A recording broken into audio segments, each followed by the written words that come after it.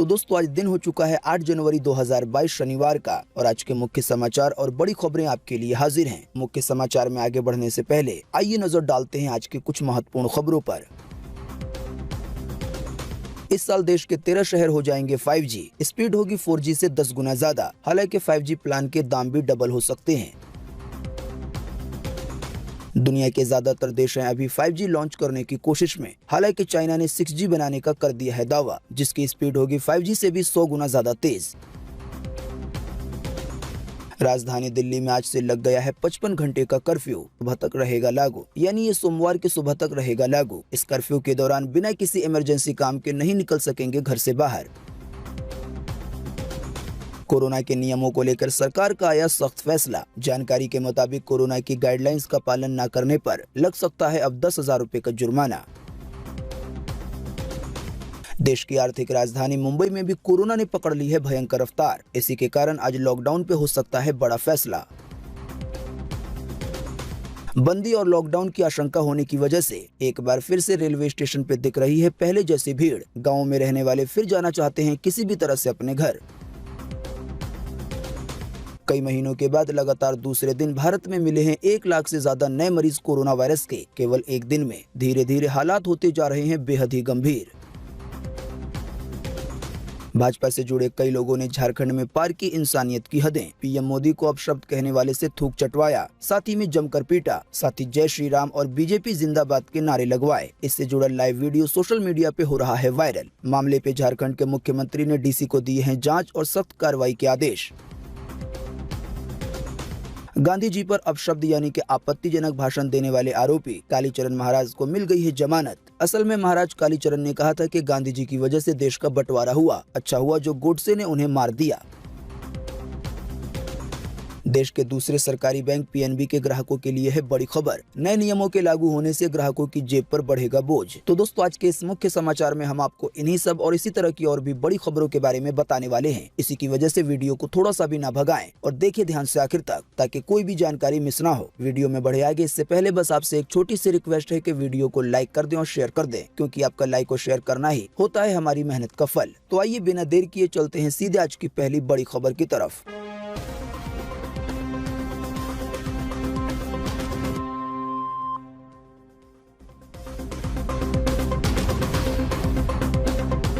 इस साल 2022 में 5G हो जाएंगे देश के 13 शहर। जानकारी के मुताबिक 5G की स्पीड होगी 4G से 10 गुना ज्यादा तेज। हालांकि इसके प्लान भी काफी महंगे हो सकते हैं। जी हां, भारत इस साल 2022 में मोबाइल नेटवर्क की एक नई पीढ़ी में कदम रखने जा रहा है। इसकी शुरुआत होगी 13 मेट्रो शहरों से, जैसे कि दिल्ली, मुंबई वगैरह से, जहां पर 5G नेटवर्क लॉन्च करने की तैयारियां पूरी हो चुकी हैं। एक्सपर्ट्स मानते हैं कि 5G इंटरनेट की स्पीड 4G से 10 गुना ज्यादा तेज होगी। एक अनुमान के मुताबिक आप 5G के जरिए 10 GB का डेटा केवल 1 सेकंड में डाउनलोड कर सकते हैं। तो ये तो हुई आपको मिलने वाली सर्विस की बात, लेकिन सभी के मन में ये सवाल है कि इस सुपर फास्ट सर्विस के लिए हमें पैसे कितने देने होंगे? क्या 5G के प्लान 4G इतने ही होंगे? तो इस बारे में भास्कर.com ने एक आर्टिकल तैयार किया है, जिसमें ये अंदाजा और अनुमान लगाने की कोशिश की गई है कि जो 5G के प्लान होंगे वो 4G से कितने महंगे हो सकते हैं। असल में दुनिया के कई ऐसे चुनिंदा देश है जहाँ पे 5G की शुरुआत हो चुकी है, तो उन देशों से ये अंदाजा लग सकता है कि वहाँ पर 4G प्लान के मुकाबले 5G के प्लान कितने महंगे हैं। जैसे कि साउथ कोरिया में 5G लॉन्च हो चुका है, वहाँ पर 4G के मंथली प्लान की कीमत 5,278 रुपए है। वहीं 5G के मंथली प्लान की कीमत 5,650 रुपए है, यानी कि लगभग 400 रुपए का फर्क है। इसी तरह से अमेरिका में 4G प्लान की मंथली कीमत 2974 रुपए है, लेकिन 5G प्लान की मंथली कीमत 4,312 रुपए है, यानी कि डबल के आसपास है। इसी तरह से स्विट्जरलैंड में 4G प्लान की मंथली कीमत 5,353 रुपए है, लेकिन 5G प्लान की मंथली कीमत 10,705 रुपए है, यानी कि लगभग डबल। इन आंकड़ों से साफ है कि दुनिया की बड़ी बड़ी टेलीकॉम कंपनियों के अनलिमिटेड 5G प्लान 4G की तुलना में महंगे हैं। तो एक अनुमान के तहत ये कहा जा सकता है कि ऐसा ही भारत में भी हो सकता है। हालांकि दुनिया के ज्यादातर देश अभी 5G लॉन्च करने की कोशिश में हैं, लेकिन चाइना के रिसर्चर ने 6G बनाने का दावा कर दिया है। इससे जुड़ी महत्वपूर्ण खबर देखिए अगली खबर में।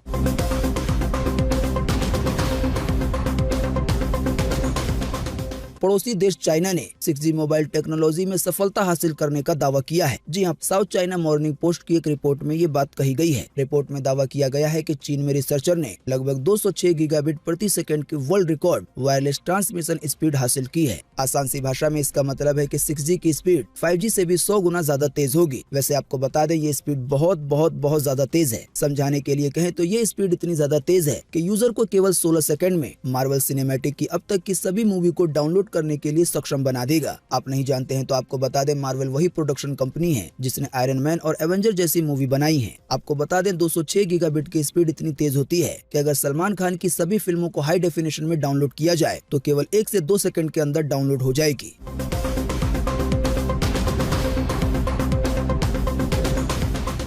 राजधानी दिल्ली में लग गया 55 घंटे का कर्फ्यू। अब सोमवार की सुबह तक रहेगा ये लागू। इस दौरान जो लोग ट्रेन या प्लेन से सफर करने वाले हैं उनका टिकट ही उनका दस्तावेज होगा। जी हाँ, कोरोना संक्रमण को देखते हुए दिल्ली में कर्फ्यू लागू करने के लिए पर्याप्त इंतजाम का दावा दिल्ली सरकार ने किया है। बीते शुक्रवार को सरकार के अधिकारियों ने कहा कि शुक्रवार की रात से सोमवार की सुबह तक कर्फ्यू लागू रहेगा। इस दौरान अगर कोई रेल या फिर विमान से यात्रा करने के लिए जा रहा है तो उसके पास यात्रा का टिकट होना आवश्यक है। जानकारी के मुताबिक कर्फ्यू के दौरान आवश्यक सेवाओं को छूट दी गई है, जैसे कि राशन की दुकान और मेडिकल अस्पताल वगैरह खोले जा सकते हैं। साथ ही अधिकारियों ने बता दिया है कि केवल आपातकालीन स्थिति में यानी कि अगर कोई इमरजेंसी पड़ती है तभी घर से बाहर निकलना है। और आप नहीं जानते तो आपको बता दें फिलहाल इस तरह के हालात हर शनिवार और रविवार को होंगे, यानी कि दिल्ली में वीकेंड कर्फ्यू या कह लें वीकेंड लॉकडाउन लागू है। साथ ही राजधानी दिल्ली को लेकर आई एक ताजा जानकारी के मुताबिक अब शनिवार और रविवार के अलावा भी दूसरे दिन जो गैर जरूरी सामान की दुकानें हैं जैसे कि कपड़े या हार्डवेयर या पेंट वगैरह की दुकानें, तो ये सभी ऑड इवन की तर्ज पर खुलेंगे, यानी कि एक दिन खुलेंगे और एक दिन बंद रहेंगे। राजधानी दिल्ली को लेकर सबसे बड़ी परेशानी है कि वहां पर आम लोगों के अलावा जो स्वास्थ्य कर्मी हैं, जो डॉक्टर हैं, वो भी कोरोना की चपेट में बड़ी संख्या में आए हुए हैं। इसकी ज्यादा जानकारी देखें अगली खबर में। शायद इसी की वजह से खतरा बहुत तेजी से बढ़ रहा है।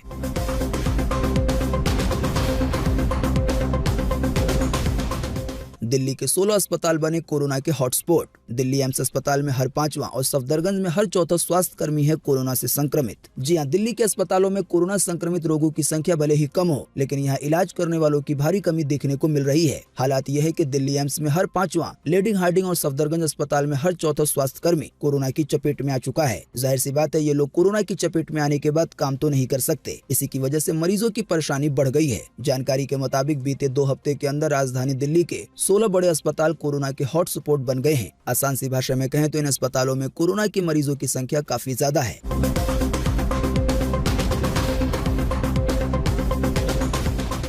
राजस्थान में कोरोना का नियम तोड़े तो लगेगा 10,000 रुपए का जुर्माना। गहलोत सरकार ने बढ़ा दी है सख्ती। जी हां, कोरोना के बढ़ते मामलों को देखते हुए राजस्थान की अशोक गहलोत सरकार ने सख्त फैसला लेते हुए ये ऐलान किया है कि अगर कोई भी व्यक्ति कोरोना के नियमों का उल्लंघन करता है तो उससे 10,000 रुपए का जुर्माना लिया जाएगा। राज्य में रहने वाला व्यक्ति अगर कोई इवेंट या पार्टी वगैरह करना चाहता है तो उन्हें सरकारी वेबसाइट पे जाके पहले आवेदन करना होगा, या वो इसकी ज्यादा जानकारी के लिए 181 पे कॉल कर सकता है। चाहे मास्क पहनने की बात हो या सोशल डिस्टेंसिंग की बात हो या बिना परमिशन लिए किसी भी तरह के समारोह करने की बात हो, सभी सिचुएशन में 10,000 रुपए का जुर्माना लगाया जा सकता है। आपको बता दें इसी दौरान उत्तराखंड में भी सख्तियां बढ़ा दी गई हैं कोरोना के बढ़ते मामलों की वजह से। असल में रोजाना ही कोरोना के मामले बहुत तेजी से बढ़ रहे हैं। इसी की वजह से अब शायद ही कोई दिन ऐसा बीतता है जिस दिन पाबंदी की कोई खबर नई ना आए। तो उत्तराखंड को लेकर ताजा जानकारी आपकी स्क्रीन पर है, देखिए अगली खबर में।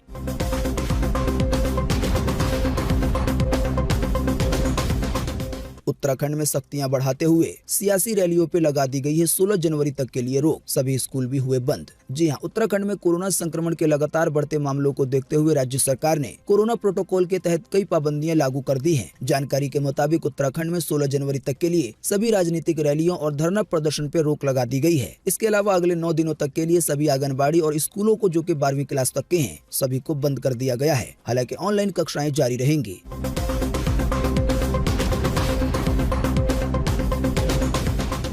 मुंबई के लिए लॉकडाउन को लेकर आज हो सकता है बड़ा फैसला। बीते रोज केवल एक दिन में मुंबई में मिले हैं 20,000 से ज्यादा नए कोरोना के मरीज। बेलगाम हो रही है रफ्तार। जी हां, 20,000 से ज्यादा नए केस के साथ मुंबई में कोरोना का संक्रमण काफी भयानक रूप ले चुका है। जाहिर सी बात है इसकी वजह से एक बार फिर से मुंबई में लॉकडाउन का खतरा मंडराने लगा है। असल में अभी हाल ही में सोमवार को मुंबई की मेयर किशोरी पेडनेकर ने कहा था कि अगर एक दिन में मुंबई में 20,000 से ज्यादा कोरोना के नए मरीज आने लगे तो संपूर्ण लॉकडाउन लगा दिया जाएगा, यानी कि पहले की तरह सख्त वाला लॉकडाउन। जाहिर सी बात है, मेयर ने जिन आंकड़ों की बात की थी अब वो आंकड़ा क्रॉस कर गया है। इसी की वजह से ऐसा अनुमान है कि अब मुंबई में संपूर्ण लॉकडाउन लग सकता है। हालांकि आपको बता दें, इस तरह की खबरों ने प्रवासी मजदूर की परेशानी बढ़ा दी है, यानी जो लोग अपने गाँव देहात से काम करने के लिए शहर में आते हैं। इसकी ज्यादा जानकारी देखें अगली खबर में।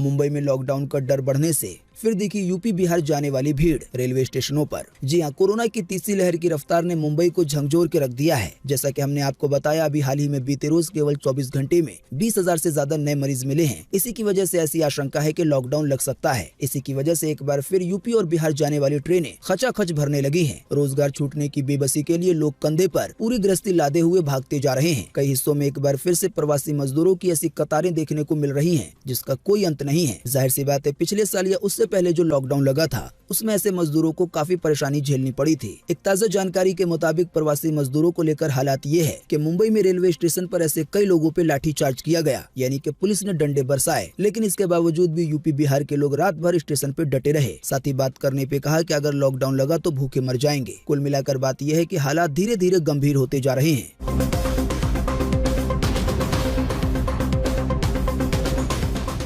बीते रोज एक बार फिर से मिले 1,40,000 से ज्यादा नए मरीज कोरोना वायरस के केवल एक दिन में। वहीं 280 से ज्यादा लोगों ने गंवाई है अपनी जान। इन मामलों में से 40,000 से ज्यादा नए मामले हैं महाराष्ट्र के, वहीं 17,000 से ज्यादा नए मामले हैं राजधानी दिल्ली के। जी हां, देश में बीते रोज 1,40,833 केस नए सामने आए, यानी कि इतने नए मरीज मिले हैं केवल एक दिन में। अभी हाल ही में इससे पहले गुरुवार को 1,17,000 से ज्यादा नए मामले सामने आए थे। परेशानी की बात यह है कि रोजाना आने वाले मामले धीरे धीरे काफी तेजी से बढ़ रहे हैं। अगर आने वाले नए मामलों ने यही रफ्तार पकड़ी रही तो वो दिन दूर नहीं है जब रोजाना भारत में 2 लाख, 3 लाख, 4 लाख भी नए मामले सामने आ सकते हैं। फिलहाल सबसे ज्यादा गंभीर स्थिति है महाराष्ट्र और दिल्ली की, क्योंकि 1,40,883 में से 40,000 से ज्यादा नए मामले अकेले महाराष्ट्र के हैं। वहीं 17,000 से ज्यादा नए मामले राजधानी दिल्ली के हैं। हालांकि लगातार दूसरे दिन भारत की तरह दुनिया के कई देशों का हाल भारत से भी ज्यादा गंभीर है। जैसे कि अमेरिका में 7 लाख से ज्यादा नए मरीज मिले हैं कोरोना वायरस के केवल एक दिन में। वहीं फ्रांस में 2,60,000 से ज्यादा, इटली में 2,19,000, ब्रिटेन में 1,79,000 और भारत में 1,40,000 के करीब। आसान सी भाषा में कहें तो ये वही टॉप 5 देश हैं जहां पर कोरोना से जुड़े हालात काफी गंभीर बने हुए हैं पूरी दुनिया भर में।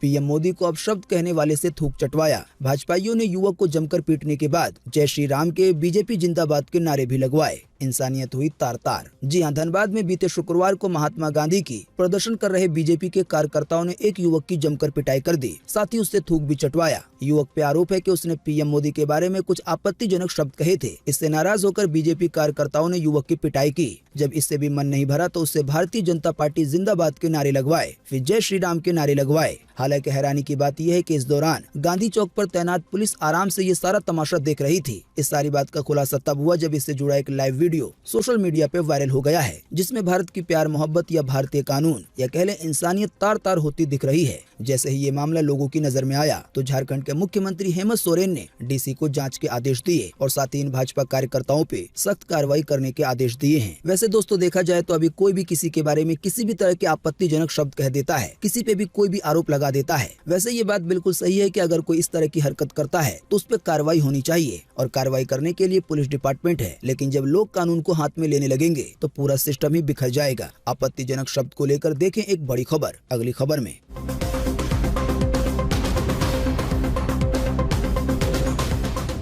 किसी और नहीं बल्कि देश के राष्ट्रपिता माने जाने वाले गांधी जी पर आपत्तिजनक भाषण देने के आरोपी कालीचरण महाराज को मिल गई है जमानत। जी हाँ, आप हमारे मुख्य समाचार अगर रोजाना देखते होंगे या अगर आप खबरें देखने के शौकीन होंगे तो आपको पता चला होगा कि अभी हाल ही में महाराज कालीचरण ने अपने भाषण में गांधी जी को लेकर आपत्तिजनक शब्द कहे और ये शब्द असल में बहुत ही ज्यादा आपत्तिजनक थे। जैसे कि उन्होंने कहा कि गांधी जी की वजह से ही देश का बंटवारा हुआ, नाथूराम गोडसे ने अच्छा किया कि गांधी जी को मार दिया। इसके अलावा भी महाराज कालीचरण ने कई बातें कही थी गांधी जी के बारे में। हालांकि फिलहाल अभी सभी बातों को दोहराने का समय नहीं है। महाराज कालीचरण को लेकर अभी ताजा जानकारी ये है कि उन्हें जमानत मिल गई है। असल में जब उन्होंने गांधी जी के बारे में आपत्तिजनक शब्द कहे तो उन पर एफआईआर दर्ज हुई थी। इसी की वजह से उन्हें जेल भेज दिया गया था। हालांकि अब फिलहाल कुछ दिन के बाद जमानत मिल गई है।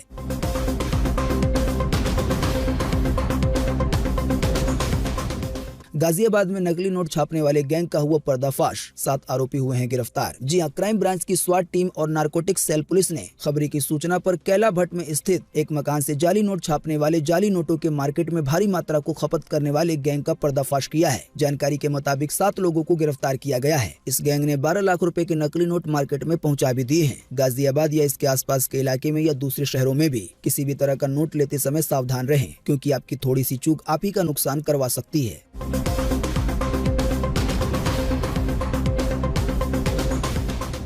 पंजाब नेशनल बैंक ने बदले कई नियम, 15 जनवरी से होंगे लागू। ग्राहकों की जेब पे बढ़ सकता है बोझ। जी हां, पंजाब नेशनल बैंक यानी कि पीएनबी ने अपने ग्राहकों को नए साल पर झटका दिया है। दरअसल देश के दूसरे नंबर के सरकारी बैंक पीएनबी ने सेविंग खाते के मिनिमम बैलेंस का नियम बदल दिया है। ताज़ा जानकारी के मुताबिक अब मेट्रो क्षेत्र यानी कि शहरी इलाकों में रहने वाले ग्राहकों के लिए अपने बचत खाते में कम से कम 10,000 रुपए का बैलेंस रखना जरूरी होगा, जो कि पहले 5,000 रुपए था। अगर किसी का बैलेंस कम होता है तो उससे 600 रुपए का चार्ज लिया जाएगा। ये चार्ज भी पहले 300 रुपए के करीब था। वहीं ग्रामीण क्षेत्रों में यानी कि गांव वाले इलाकों में मिनिमम बैलेंस तो नहीं बढ़ाया गया, लेकिन मिनिमम बैलेंस कम होने पे जो चार्ज लगता है उसको 200 रुपए से बढ़ाकर 400 रुपए कर दिया गया है। इसके अलावा जो लोग पीएनबी के लॉकर का इस्तेमाल करते हैं तो उनको बता दें कि महानगरों में लॉकरों के चार्ज को भी 500 रुपए तक बढ़ाया गया है। लॉकर के साइज के हिसाब से ये बढ़ा हुआ चार्ज कम या ज्यादा लगेगा। इसी तरह से पीएनबी की तरफ से ये भी जानकारी दी गई है कि अगर करंट अकाउंट खुलवाने के बाद 1 साल के अंदर बंद करवाया जाता है तो 800 रुपए का शुल्क लिया जाएगा। बाकी बैंक के ट्रांजैक्शन से जुड़े जो आपके पास एसएमएस आते हैं, इसका चार्ज पहले 3 महीने पे 3 रुपए लिया जाता था, लेकिन अब इसमें बदलाव करते हुए ये जानकारी दी गई है कि अब प्रति एसएमएस पे 20 पैसे और साथ ही में जीएसटी का भुगतान करना होगा। बाकी अब ईमेल अलर्ट के लिए कोई भी चार्ज नहीं देना होगा।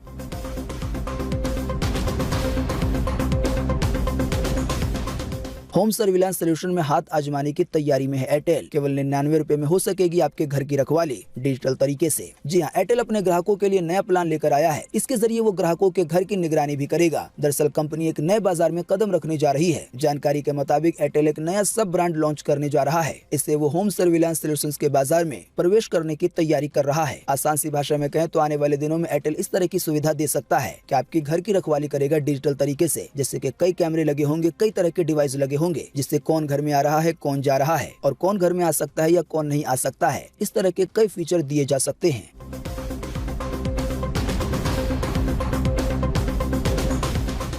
यूपी पुलिस में निकली है 2000 से ज्यादा पदों पे भर्ती। 10वीं और 12वीं पास वाले भी कर सकते हैं आवेदन। जी हां, उत्तर प्रदेश पुलिस ने असिस्टेंट ऑपरेटर समेत कई पदों पे भर्तियां निकाली हैं। जानकारी के मुताबिक कुल 2430 पदों पे भर्ती होनी है। आने वाले 20 जनवरी 2022 से आवेदन शुरू होंगे और 28 फरवरी 2022 तक चलेंगे। इसकी ज्यादा जानकारी आप ऑफिशियल वेबसाइट uppbpb.go.in पे जाकर ले सकते हैं।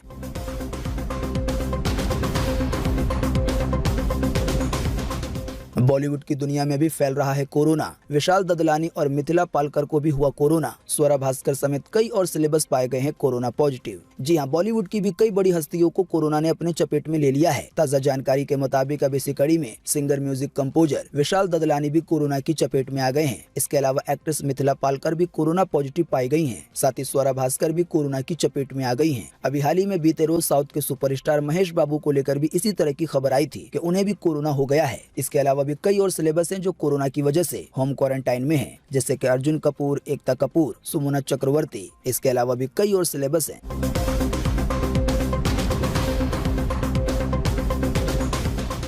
कोरोना की वजह से खतरे में है वेस्टइंडीज का भारत दौरा। कोरोना के मामले बढ़ने के चलते सीरीज को शेड्यूल किया जा सकता है बीसीसीआई की तरफ से। जी हां, भारत में एक बार फिर से कोरोना के मामले काफी तेजी से बढ़ रहे हैं। कोरोना की तीसरी लहर का असर भारतीय क्रिकेट पर भी देखने को मिल रहा है। अगले महीने फरवरी में वेस्टइंडीज को 3 वनडे और इतने ही T20 मैचों की सीरीज के लिए भारत के दौरे पे आना है। तय शेड्यूल के मुताबिक सीरीज के सभी मुकाबले अलग अलग मैदानों पे खेले जाने हैं। इसी की वजह से बीसीसीआई की परेशानी बढ़ गई है, क्योंकि अभी भारत में कोरोना के मामले काफी तेजी से बढ़ रहे हैं। ऐसे में सभी मैचों को बार बार अलग अलग मैदानों पे करवाना काफी बड़ी चुनौती है। इसी की वजह से ऐसा अनुमान है इन सीरीज को रीशेड्यूल किया जा सकता है, यानी जो मैच की डेट है वो आगे पीछे हो सकती है।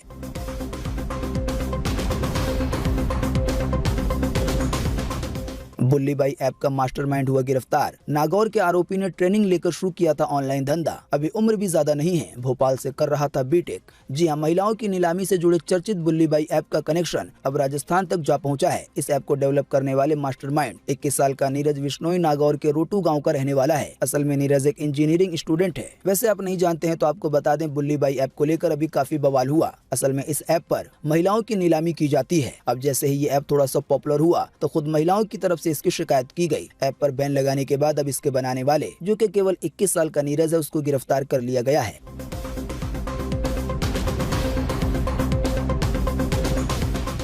रिलायंस जियो इस साल ला सकती है आईपीओ, $100 अरब का हो सकता है वैल्यूएशन। जी हां, मुकेश अंबानी की टेलीकॉम कंपनी रिलायंस जियो इस साल अपना आईपीओ ला सकती है। वैसे शेयर बाजार में रिलायंस का शेयर पहले से ही मौजूद है, लेकिन ये नया आईपीओ आएगा रिलायंस जियो के नाम से। आसान सी भाषा में कहें तो जियो के नाम से भी एक शेयर हो जाएगा। इसकी लिस्टिंग के बाद ये रिलायंस ग्रुप में रिलायंस इंडस्ट्रीज के बाद दूसरी सबसे बड़ी कंपनी होगी। वैसे आपको बता दें, जियो का 33% हिस्सा रिलायंस पहले ही बेच चुकी है साल 2020 में। इसमें से 10% के शेयर फेसबुक ने खरीदे थे तो 8% के शेयर गूगल कंपनी ने खरीदे थे।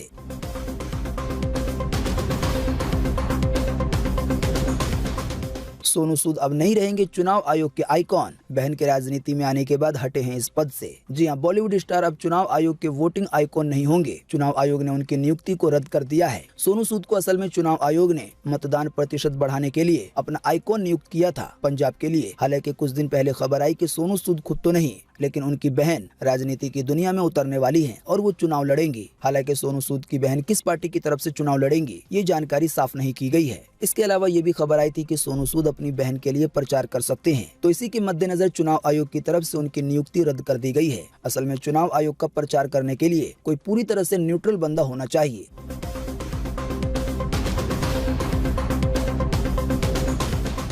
कजाकिस्तान में प्रदर्शनकारियों को शूटेड साइट का आदेश। राष्ट्रपति ने कहा कि हत्यारों से क्या बातचीत होगी। जी हां, कजाकिस्तान देश में फ्यूल प्राइस की बढ़ी कीमतों को लेकर शुरू हुआ विरोध प्रदर्शन अब काफी ज्यादा खतरनाक हो गया है। हालात इस कदर बिगड़ गए हैं कि राष्ट्रपति कसीम जोमाट ने हिंसक प्रदर्शन करने वालों को देखते ही गोली मारने के आदेश दे दिए हैं। राष्ट्रपति ने कहा कि अपराधी और हत्यारों के साथ क्या बातचीत हो सकती है। हमें लोकल और विदेशी दोनों तरह से हथियारों, बम, डाकुओं और आतंकवादियों से निपटना होगा। असल में अभी हाल ही में कजाकिस्तान में फ्यूल के रेट यानी कि पेट्रोल डीजल महंगे हुए थे। इसी की वजह से लोगों ने इतना ज्यादा प्रदर्शन किया कि प्रधानमंत्री ने इस्तीफा दे दिया और अब हालात यहाँ तक पहुँच गए हैं कि हिंसक प्रदर्शन करने वालों को देखते ही गोली मारने के आदेश दिए गए हैं। दोस्तों, अगली खबर के बारे में बताने से पहले आपके लिए एक बड़ा सर्वे और एक बड़ा सवाल इसी तरह की खबरों से जुड़ा हुआ। दोस्तों, हम कई बार अक्सर ये देखते हैं कि जब कोई व्यक्ति कोई गलती करता है तो काफी सारे लोग उसको मिलके मारते हैं, पीटते हैं और इंसानियत की हदें पार कर देते हैं। यानी कि कई ऐसे मामले सामने आते रहते हैं। तो दोस्तों, इसी के बीच आपको इसी वीडियो के नीचे कमेंट बॉक्स में कमेंट करके बताना है कि अगर कोई व्यक्ति किसी भी चीज के बारे में या किसी व्यक्ति के बारे में या किसी भी धर्म के बारे में आपत्तिजनक शब्द कहता है, चाहे वो बात कितनी भी खतरनाक हो, और बताइए कि ऐसे व्यक्ति को पुलिस के हवाले करना चाहिए या लोग उसे खुद ही सजा दे सकते हैं। इस पर आपकी पर्सनल राय क्या है, जरूर बताएं। आपके दिए हुए जवाब से काफी कुछ पता चलता है।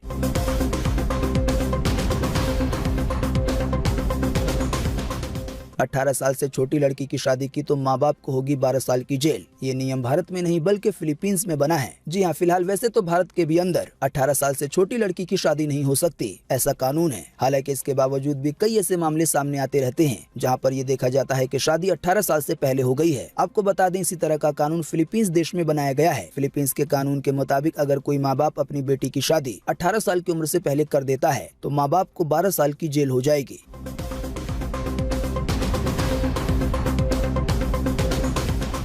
40% डिस्काउंट पे खरीद सकते हैं स्मार्टफोन और टीवी। अमेज़न पे चल रही है शानदार सेल। जी हाँ, ई कॉमर्स प्लेटफॉर्म अमेज़न ने mobile and TV saving day sale का ऐलान किया है। ये सेल आने वाले 10 जनवरी 2022 तक लाइव रहेगी। फोन की जो बड़ी बड़ी कंपनियां हैं, उनके फोन को आप काफी अच्छे डिस्काउंट पे खरीद सकते हैं। कौन कौन सी चीजों पे डिस्काउंट चल रहा है, इसकी ज्यादा जानकारी के लिए आपको इसी वीडियो के नीचे डिस्क्रिप्शन में लिंक मिल जाएगा।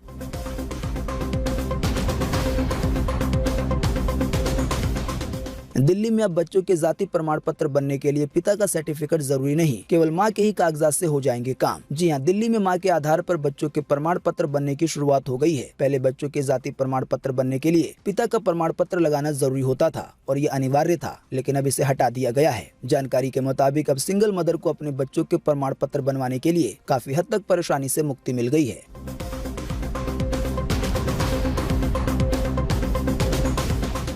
यूपी के रोडवेज कर्मियों को 10% डीए की मंजूरी, प्रमुख सचिव ने दे दिए हैं इसके निर्देश। जी हां, उत्तर प्रदेश राज्य सड़क परिवहन निगम कर्मचारियों को 10% डीए की मंजूरी मिल गई है, जबकि उन्हें 7% महंगाई भत्ता पहले से ही मिल रहा था। ऐसे में उन्हें जुलाई 2021 से 17% महंगाई भत्ता दिया जाएगा। इसकी वजह से कर्मचारियों की सैलरी में 6,000 रुपए के आसपास की बढ़ोतरी होगी।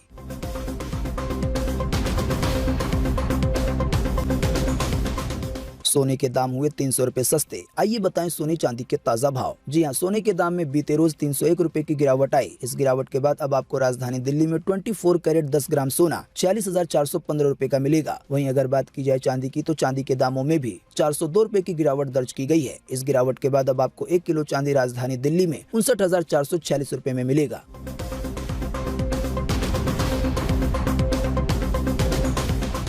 लगातार 33 दिन से नहीं बदल रहे हैं पेट्रोल डीजल के दाम। आइए बताएं ताजा भाव। जी हां, लगातार 33 दिन से पेट्रोल डीजल के दामों में कोई भी बदलाव नहीं आया है, यानी कि ना तो इसके दाम घटे हैं और ना ही बढ़े हैं। फिलहाल आपको राजधानी दिल्ली में 1 लीटर पेट्रोल 95 रुपए 41 पैसे का मिलेगा, तो वहीं 1 लीटर डीजल 86 रुपए 67 पैसे का मिलेगा। बाकी मुंबई, कोलकाता, चेन्नई के ताजा दाम आपकी स्क्रीन पर है। वीडियो को रोककर इसे देखा जा सकता है। तो दोस्तों, आज 8 जनवरी 2022 की यही ताजा और महत्वपूर्ण खबरें थी। उम्मीद करते हैं इससे आपको काफी कुछ जानकारी मिली होगी। हम बस इसके बदले में आपसे इतना चाहते हैं कि आप इस वीडियो को लाइक कर दें और शेयर कर दें, क्योंकि आपका लाइक और शेयर करना ही होता है हमारी मेहनत का फल। वीडियो देखने के लिए आपका बहुत बहुत धन्यवाद। Thanks for watching.